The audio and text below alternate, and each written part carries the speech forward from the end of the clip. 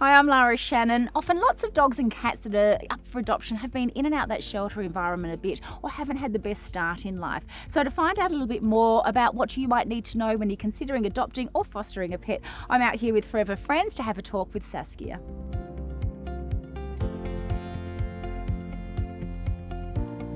Sass, I often get asked, why is it so hard to adopt a dog, and why do you guys want to know so much about a person? What are some of the things that you look for in applications? There's a lot of things that we need to consider with finding the right home for a rescue pet. For example, lifestyle. Do you work full-time? Are you at home? What's the size of your yard? If you want a Kelpie and you live in an apartment, that's not going to work. That's right. Finances. Can you commit to $1,000 plus a year? And sometimes more. And sometimes more, depending if they get themselves into trouble. Yes. And other things like, do you have an existing pet? If you want to adopt a really playful puppy, they're not going to do well on their own. They do need a friend. So there's quite a bit to consider, which is why we do have to be really careful. And it's only just to make sure we do the right thing by the animal and by the adopter. We want it to go well for both of them. That's right, we don't want to see them coming in and out. What are some of the things that, you know, when you're looking at an application that can go well for a person? I think experience with a particular breed. If they're after, for example, a working dog, it's important that they know what they're in for, I suppose. Yes. Yeah. And prepared to exercise and keep them mentally stimulated. Exactly. How much time you've got. If you're looking at a young dog or a working dog, will you have time before work or after work to exercise them?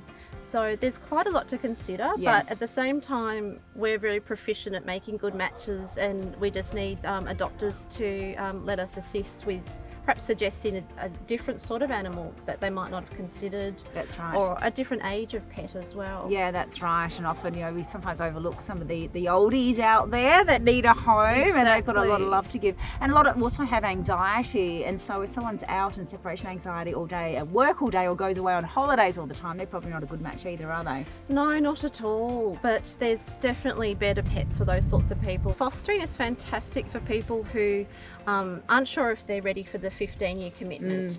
So we talk about fostering as try before you buy. And it just gives you the chance to see, will that particular breed and species fit in with your lifestyle, perhaps with your other existing pets and your kids.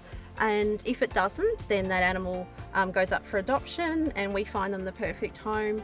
But foster carers also have that opportunity to jump the queue, as you say, and perhaps adopt that animal themselves, because it can be tricky to find small dogs, for example. So, yes. So everyone wants, though, he sheds a lot. So and look, I know, you know, I've fostered. I've just adopted my fosteree, and Darcy as well was in my care for a while. So it is a good way to make sure it's the right match. But there's also, I mean, if you can't foster, you can't adopt, you're not quite ready, but you want to get involved and help and work with you guys, or just be around animals, they can come out here and volunteer too, can't they?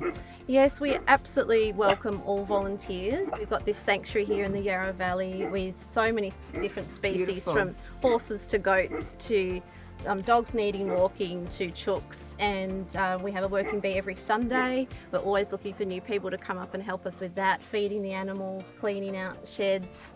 And just as a wider organisation, we're always looking for people to help with animal transport. We work with a lot of country pounds and shelters, so we need people to drive a fair way out there to bring animals to the city.